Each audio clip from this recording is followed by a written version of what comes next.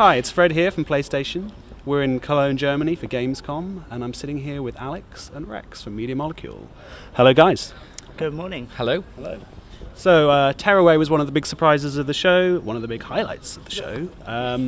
I guess, can you give us your sort of 20-second pitch of what the game is about? Well, Tearaway is a adventure game where you guide a character, Iota, through a paper world, but it's a paper world that you are holding in your massive fleshy hands, and you control this whole world from the outside and also inside simultaneously. Okay. So your lead character is Iota, and he's got an envelope for a head, I believe, and then inside there's this message. I'm intrigued by this idea of this personalised message for every player, and it's going to be different for everyone.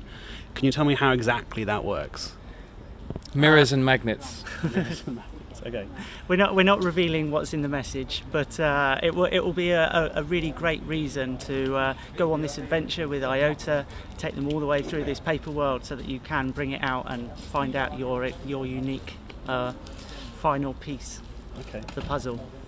We have this idea that the game might begin with that kind of augmented reality view that you saw at the end of the press conference announcement, and you just see this little message poking through a kind of rift in the dimensional space-time continuum.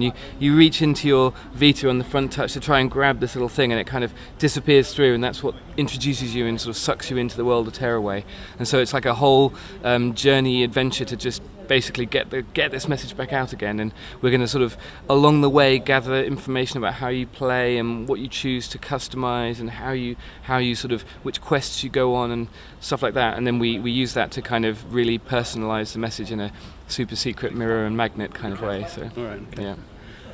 It looks like your users kind of trying to take advantage of many of Vita's kind of special features as possible. Have you had fun doing that? It's been a challenge?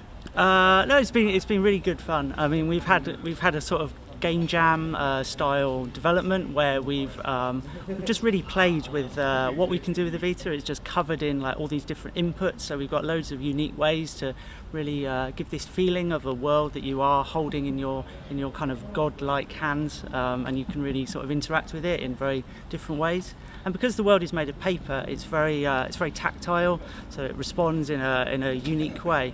But it means that for all the inputs, the back touch, the front touch, you can have subtle kind of a kind of touchy-feely kind of feel, but you can also have a real kind of real visceral connection with it. So, you know, for the first time ever in a game, you can actually really push your fingers literally into the world and see them tearing up through the floor as you're pressing on the rear touch, and then you can have all kinds of physics interactions with the world and the characters in there. That was the genesis, I think. Rex's first thought when you know he got a Vita dev kit in his hand, and he was like, "Well, I just want to see my fingertips coming through on the screen," and we sort of held on to that thread all the way through the last year, and it's really funny to feel it when you hold a Vita and try it out for the first time. There is a moment where everyone just smiles and just wants to mess around for about a minute. Just they stop playing for a moment and just go, "Oh, look, it's my fingers." Yeah, that's kind of waving at themselves. Yeah, okay, it's cool. All right. I guess obviously Tearaway was a big focus of the show, but also there was a lot of LittleBigPlanet on show. Did it feel strange seeing that up there and just being disconnected from the franchise now? We've worked with Tarsier for a long time with a lot of the DLC packs. They helped us out with the costume designs and things.